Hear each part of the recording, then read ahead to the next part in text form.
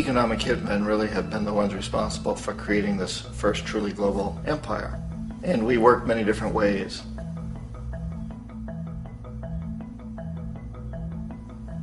But perhaps the most common is that we will identify a country that has resources our corporations covet, like oil, and then arrange a huge loan to that country from the World Bank or one of its sister organizations.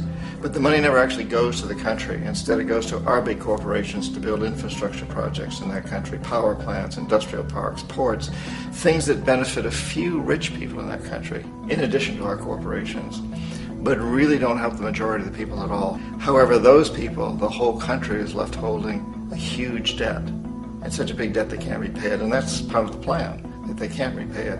And so at some point, we economic hitmen go back to them and say, listen, you owe us a lot of money, can't pay your debt, so sell your oil real cheap to our oil companies.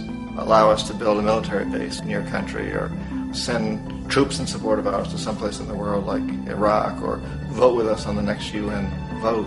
To have their electric utility company privatized and their water and sewage system privatized and sold to U.S. corporations or other multinational corporations. So there was that whole mushrooming thing, and it's so typical of the way the IMF and the World Bank work. They put a country in debt, and it's such a big debt it can't pay it, and then you offer to refinance that debt and pay even more interest. And you demand this quid pro quo, which you call a conditionality or good governance, which means basically that they've got to sell off their resources, including many of their social services, their utility companies, their school systems sometimes, their penal systems.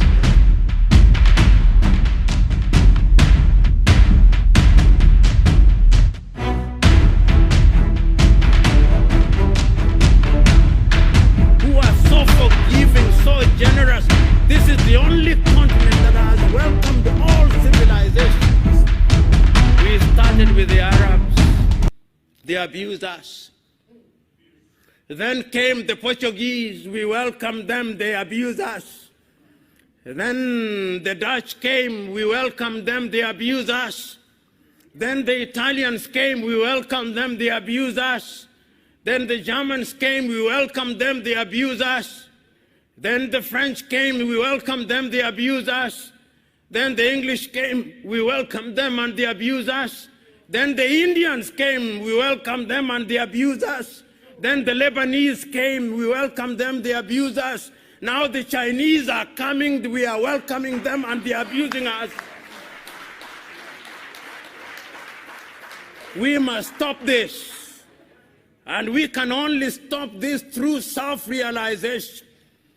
And that is why when I conclude, I must conclude by making reference to a great African, Ante Cheikh Diop of Senegal, who, writing in his book, The African Origin of Humankind, Myth or Reality, says, this is a problem that can only be solved through aggression.